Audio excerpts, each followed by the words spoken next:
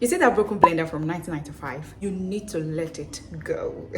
So hey guys, welcome back to my channel. Here is Tolex. Like I always say, to stay subscribed to the channel, and if you're not subscribed, please make sure to hit that subscribe button down below. So guys, today we're talking about something very interesting, something that will help you on your daily living, something that's going to help you moving forward in your kitchen business, in your home decor, home organization, and a lot more. Are you ready? Then let's go. I'm going to be sharing with you 10 simple ways to organize your kitchen like a pro. So number one on my list is to set your kitchen up nicely. Make sure the aesthetics are appealing. Make sure the aesthetics are beautiful to behold. Ensure decoration, where the window slides is supposed to be, where the fruit stand is supposed to be, where the cabinets are supposed to be, where your cupboards are supposed to be. If you're intentional about the decor of your kitchen, trust me, people will know if you put a good thought into the reason why the slides are here, the reason why the stand is here, the reason why the cabinets are here. Everybody will know that they did this very well, they did that very well. Oh, they placed this nicely, this was done nicely. Oh wow, I love this. Pay more attention to your lighting, what the color will be like, the warmness. People come, do you want the light to be too ash on their faces, or do you want it to be cool? Do you want it to be dull? It depends on the mood you're going for. So you want to pay a close attention on how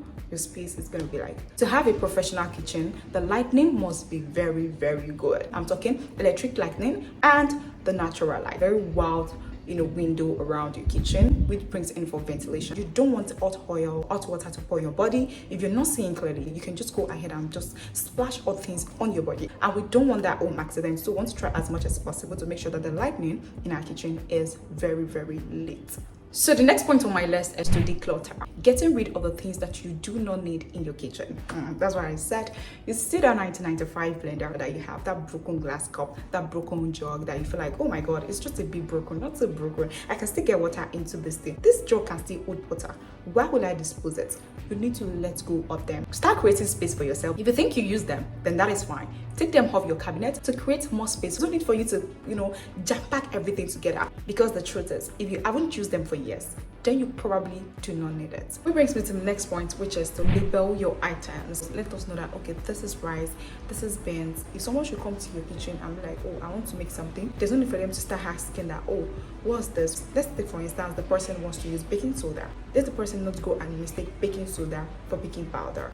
This is vinegar and this is water. Apart from the fact that it helps you to make sure that you're not mixing ingredients up together, it also makes your kitchen very organized, like a pro, and that is what we want, right? So the next point is to group similar items together. Take for instance your baking items. You don't want to put your baking items and your sauce ingredients, locust beans, crayfish, ginger powder, garlic powder, all of those things, cinnamon. You don't want to place them where you are placing your baking items, your baking soda, your baking powder, your yeast, nutmeg. You want to make sure that you put them into sections. Let me show you how. Let's say for instance you are a baker or you love to make snacks, donuts, all those bread and all of those stuffs. You are into baking. You want to make sure that your baking soda, your baking powder, sugar, all of those things, they are well grouped. Just look for maybe a chef and arrange everything neatly, which has to do with even your pan, your baking pan, everything. Make sure you section everything accordingly. Make sure that you're not putting crayfish where you're supposed to put baking powder. Make sure you're not putting baking soda where you're supposed to be putting nutmeg. Soup ingredients, all those cooking soup, pepper, crayfish, locust beans, ginger, garlic. You don't want to mix them up where you're placing your baking powder, baking soda, nutmeg, and yeast. You don't want to mix them together. You want to make sure that you section everything so that once you open a cupboard, you know that, oh, this is where I keep all my baking ingredients. This is where I keep all my soup, my food ingredients. Make sure that you section everything. Apart from the fact that it makes your kitchen look like a pro, it's actually making it more beautiful and organized. Take this as a bonus. When you're getting all those jars, all those containers for your baking soda, baking powder, nutmeg, crayfish, cinnamon, get all those classic. This is a social media age. Nobody is ignorant of all those things anymore, right? All those nice jars, all those transparent, cute jars on your table hab or your junior hab, or make it classic. Don't use all this brumwood plastic. That is not classic, okay? So another point is to keep your countertops clean and clear. That you have a blender, you have a toaster, you have a juicer, yam founder. I know already that you have them in your kitchen. Do not jam pack your cabinet with all of those appliances. You want to place your chopping board, there's no space. So you want to make sure that you clear all of those appliances arrange them nicely in your shelf. You can display them in a glass shelf in case you want people to be seeing it and you want to be seeing it as well. It might give you inspiration. Like seeing all of those appliances that you have actually can give you inspiration to cook. I understand that. So depending on the taste of your kitchen and what you want, you can make it classy at the same time, not jam-packed together. So another point is to practice the act of returning used items. There's some items that you might not need them for like few days, while there are some items that you will need them every day you enter that kitchen. You surely need them. Once you use any item out of the kitchen, from the kitchen, outside the kitchen, make sure you return them back to where you took them from. Okay, this will save you a lot of stress. Apart from the fact that it makes your kitchen well arranged like a pro, it's going to save you a lot of stress of going up and down, scatter, looking for things that you yourself misplaced. Anything you move from A to B, make sure that when you're done using it from A, return it back to B. When you're done using it from B, C, return it back to the source. This will help your life to be as simple as possible. Kitchen work is already stressful as it is. We don't want to make it more stressful, more tiring. That is why I'm here to give you guys some tips and hacks. I'm here for you guys all day, every day, to make sure that your kitchen life is as stress-free as possible. What is that kitchen item that you always look for every time around the house? As much as some people already found a solution to this, a lot of people are still in the same circle, finding a solution to it endlessly. When it comes to your spoon, let me give you guys the trick. Let's say you're a family of 6. That is 4 children and the father, the mother. The only spoon you're going to bring out of your store. We have stores where we keep our spoons. The spoons that we're not using, we just have them in packs and we keep them. We have forks, we have table fork, table knife. We have what else? Spoons. We have plates, we have cups, we have mugs. Simply take half dozen of spoon out of that store.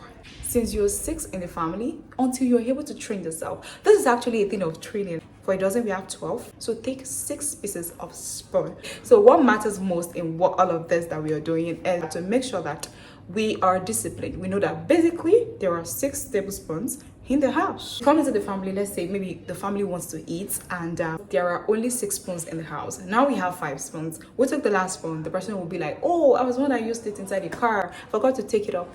Girl, stand up and go and get that spoon. Else, you use your hand to hit. That is the bold discipline you should keep yourself to make sure that your spoons are not disappearing. The number of spoons should be the number of your household. Number of your household will determine the number of your spoon. Let's put it like that. Yeah. The number of your household will determine the number of your spoons. It's as simple as that. So until you learn that process of keeping things back where you found them, let's practice that. It helps to discipline. Not only helps to discipline, but helps to make your kitchen look like a pro and organized. So my next point here is to use transparent containers for dry fruits. Dry foods such as your rice, your beans, all of those dry food stuffs, you have to get transparent. To bring out the aesthetics of the kitchen, it is advisable that you use a transparent container. If you don't use a transparent container, there is no problem. Just to make sure that it is more pro kind of kitchen, if that makes sense though. But another reason why you should make sure you're using a container to store your stuff is to avoid insects like cockroaches, rats. All those rats, they are not peeing into your food. Cockroaches are not peeing into your food. They are not breathing in your food. And next point, which is to label all your food items with expiry dates. If you have leftover of any product that you bought, you're able to know that, oh, this is expiring in 2 months time. That means I have to use it before I start using the new one I just bought. You're not using the new one you just bought that is going to expire maybe in 10 months. And then you're leaving the one that is going to expire in 2 months to waste. That is wastage, and you don't want to be doing that, especially not even in this economy. Even if the economy is smiling, do you want to be wasting stuff? Of course, no one wants to waste stuff. You will be able to know the things you should use first before you go for the things you should not use at the moment. It will actually help you from wastage, helps you to know how to be organized in your kitchen. It's just a smart tips that everybody should know. Not only women. Don't let me catch you men, tell me that. This is applicable to you men, because I know a lot of guys will be like, this is not applicable to me. It's applicable to you, so get your heart down and sit down and listen, okay? We are home managers, home keepers. All of the steps will help us from wastage. We help us from, buying things and then it's spoiling. We help us from knowing how to arrange things to make life easy and stress-free for us. Another point is, do not overload your shelves with items. I know I was one that said, make sure to put away all your appliances, arrange them in a shelf. You want to make sure to make extra shelves space just in case you'll be getting other appliances. Of course, we can't say that because I have 4 appliances, that means that I'm going to be having 4 appliances for the next 4 or 5 years. No, I'm going to be probably getting 4 more appliances, 6 more appliances. As technology is growing, I'm going to be acquiring all those appliances as well. So you want to give space for future shelf space. You can never tell, you can acquire 20 more appliances, 10 more appliances, 15 more appliances. So you should give space for future construction of shelves. You don't want to overload your shelves with too much appliances to avoid accidents in your home. The shelf might not be able to carry all the weight of the equipment you're keeping there, and it might fall. Your carpenter, the person making that shelf, the shelf maker, is doing his job and making sure to use quality equipment. Which brings me to the last point, which is make it a habit. All of those points that I just listed here, about 9 points or so, make it a habit and start doing them. It's all about habit. Which brings me to the end of this video. From now on, I hope you know how to organize your kitchen like a pro. Whatever question it is you have about organizing your kitchen like a pro, make sure to drop a question for me and I'll be happy to reply all of your comments. I love you guys. Make sure to hit the subscribe button. Make sure you like, make sure you share, subscribe, and see me next time. Bye.